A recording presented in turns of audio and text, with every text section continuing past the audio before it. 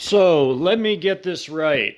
Russia, who did a limited incursion on a certain nation in Eastern Europe with a very finite, limited amount of troops, yes, well under 80,000, at least for the first month or so.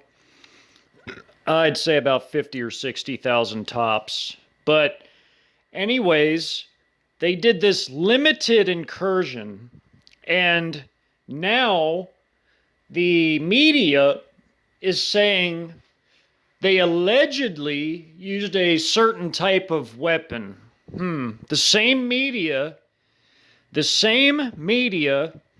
that lies about everything else, that lied the last 2 years about a certain ailment that people had, that lied to get people to take a certain thing, that lied about certain WMDs in Iraq, that lied about many other false flags, too many to count. And people are really going to believe that a country that did a limited incursion, who is winning, yes, they're winning. They're very, very drastically locally outnumbered. And by locally, I mean inside the borders of Ukraine. They only sent in a very small amount of forces. Yes, they're locally outnumbered, but they have worn and ground down the Ukraine armed forces to to the nub, essentially, to the nub, and are about to finish them off. They've isolated them into pockets, and they're about to finish them off, especially in the east. The whole thing with the capital, that was a feint or a recon in force at best. It wasn't their main objective. I believe they'll go for that later, after they've completed their main objective of eliminating the forces in the east. But we'll see. We'll see. None of us are in the command room where the general staff of that certain army has put together and compiled their plans. So none of us are going to know the future 100%. But I do know this much. I do know that what they've done so far is insanely incredible, highly successful. And I've put many supporting videos with evidence of that in my things relating to China and US playlist. A lot of things supportive of that.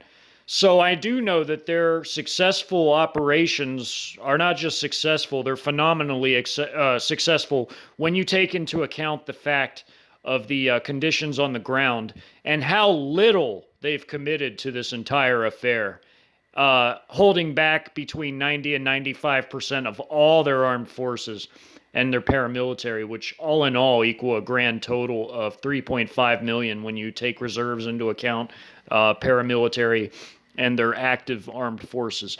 So of their 3.5 million, a very, very, very tiny, puny amount is inside the borders of that Eastern European nation, and they have utterly ground down that force to the nub. And the EU is, for all intents and purposes, shitting their pants because they've been sending weapons that they badly need for themselves to that Eastern European country, who actually had a much bigger armed forces than many of the Western European nations do. And they know for a fact, an undisputed fact, that if Russia so chose, if they wanted, in the current state of affairs globally, they could race all the way to the English Channel if they wanted to. I mean, easily. There would be nothing but speed bumps to stop them. The armed forces of NATO are not currently equipped for an offensive war, and it would take them years to build up for such a thing. At best, all they can do is throw up very small defenses. And there is a ton of stats and a ton of information out there to support my claims here. My claims are entirely based on 100% unadulterated fact. Because when you look at all the equipment numbers, the types of vehicles, the amount of munitions that are sitting in Europe right now under the auspices of NATO control, it is a very, very, very small quantity compared to what Russia has. It is.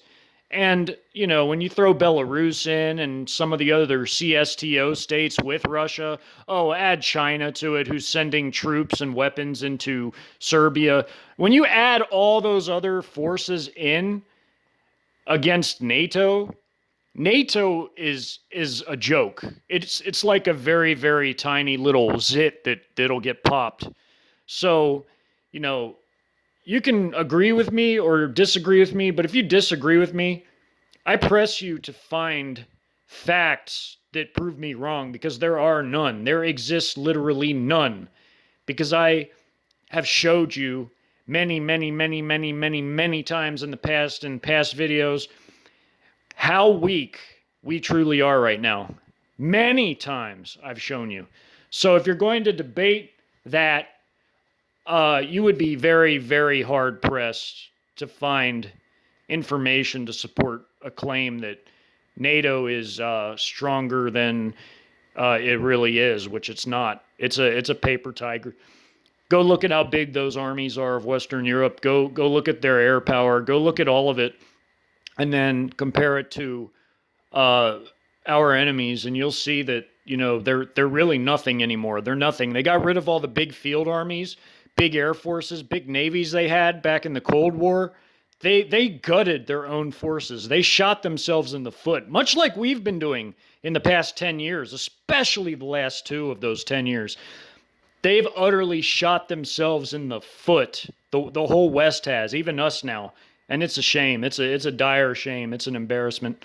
But yeah, Russia with very small forces is doing to Ukraine what, you know, what it, I mean, they could have utterly annihilated that place in like less than a week, but they're still doing it with a very, very small outnumbered force by comparison in that, just that local area, in that little theater inside the borders of that nation itself. They're utterly crippling that place. And they've saved all the rest of their forces for the West.